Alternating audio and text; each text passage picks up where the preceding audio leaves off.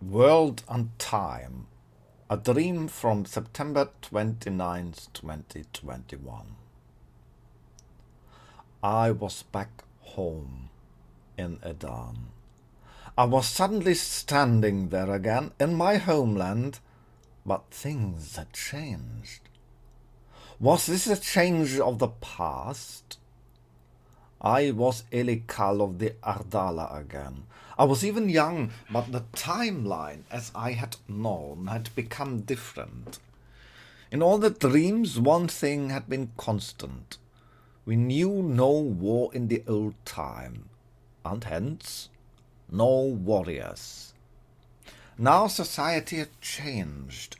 I was serving with a group of 5 others as of my kind as a squire to a knight. This was not so strict because we all were of high nobility, speaking in human terms, so we had only light service to our knight lord, and then a few hours each day for the 6 of us in a room with a teacher. The cities were as I remembered them, noble, spacious, beautiful. The richer people lived with large gardens around each estate. People of the middle class with good houses and gardens. Poverty did not exist among our kind. I remember how we sat in a room with many books, and the teacher told us about geography and history, and then ended by saying that it was sad because this would be our last day here, because now we would go to a bigger school where we would learn together with many others. Whether this was because we were getting older or because a change of policy, we did not know. We were sad that our bonds of long-year friendship that lasted for years would be broken. Then I passed by a man-sized mirror, and suddenly it occurred to me that I wanted to see myself. And there I saw myself, the way I had always been. The dark skin, a light blue tint from the color of our blood, the big black eyes and the thick black hair falling into my forehead, the narrow face and the pointed ears. I was finally myself again.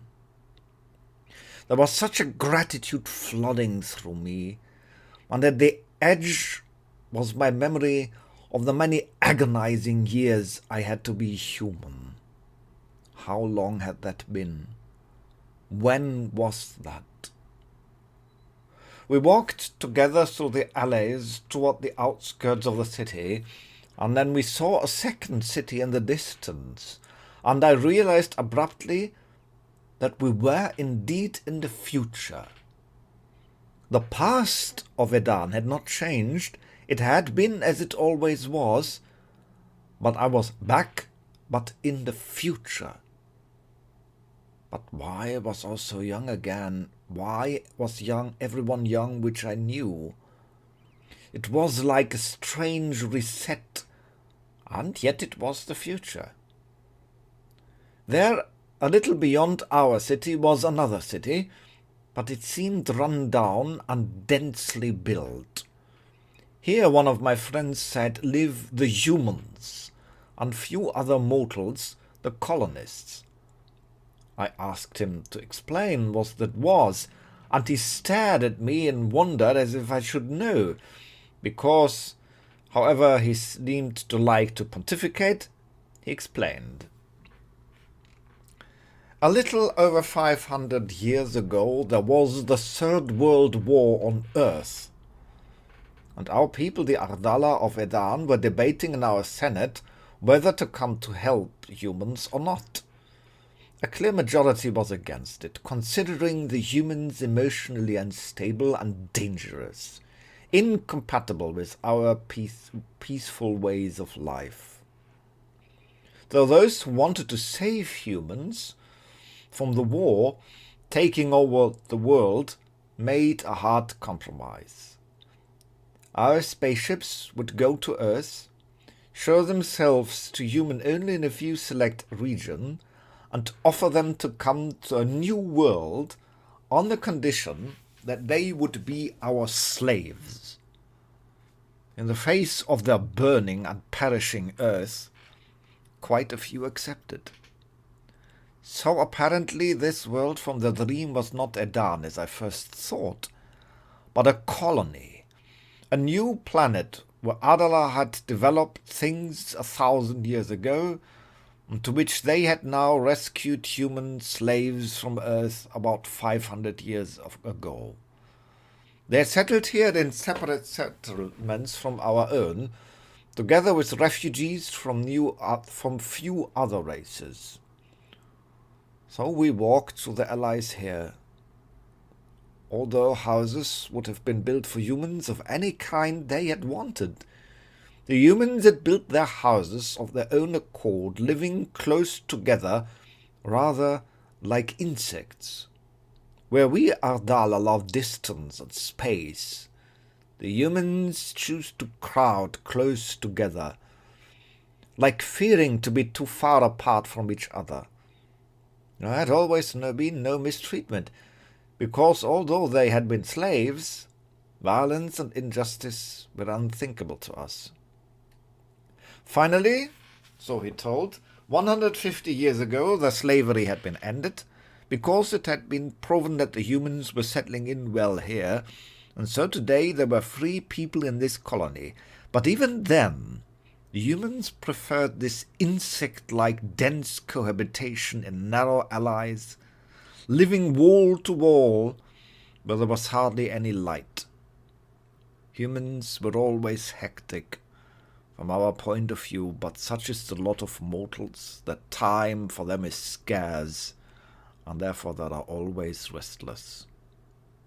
My companion was amused that he had to explain it to me, saying that I had spoken that time 500 years ago as one of the few orators of the higher nobility on behalf of human refugees. I realized what a strange and incomprehensible way of life the humans would always be for us. At the same time, I remember our clothes. It was strange, particular and interesting. It was like a mixture of Oriental and Baroque-style clothing, visibly expensive and distinguished. As one of the high nobility, I was the only one in the group with long hair, which I had pinned up very artfully, as was the custom. But there in the allies of the human city it seemed haughty to me, and so I opened my hair to fall down loosely. It was before a little bit like the updos, as it is custom or was in ancient China, where men used to stick up the long hair as well. The other lower class, on the other hand, always wore their hair short, and even among the higher nobility, the long hair had now become a rare and old-fashioned thing. Then there was a break of the dream because I was awake for just a few seconds. After that, I was on Earth. I was riding a kind of bus, except it was much larger in size than any buses today, and the city around me was strangely unfamiliar.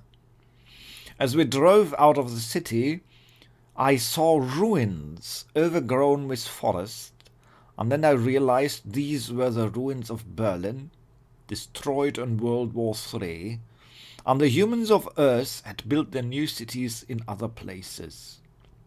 I asked a man who was reading a newspaper to lend it to me for a moment, and then I saw the date written on it. May 27, 2675. In my mind I thought that I was still in the same time as in the previous dream, exactly 500 years after the end of the Third World War on Earth. I walked forward to a kind of bridge, because this vehicle was now on the water like a ship. In passing I saw a woman, and I saw her soul and I knew it was the reincarnation of my earthly then-mother, but I did not address her. For what should I say to her? She now had a life of her own, like all humans always do. So I went on to the bridge of the ship and asked the captain where the journey was going, but there was a wave crashing and I did not understand her. Apparently the Third World War had also changed river courses, because the river Havel was now much wider and deeper than before. A fog rolled in and one could see only blurry in the distance. I asked, what do humans know about the fact that 500 years ago spaceships came and took away humans from the World War? And she laughed and said, that was only an old wives' tale that only few cranks believe. Apparently, most humans had forgotten it, because to us 500 years is nothing, but to them it was a very long time. Suddenly I noticed I was in human form again.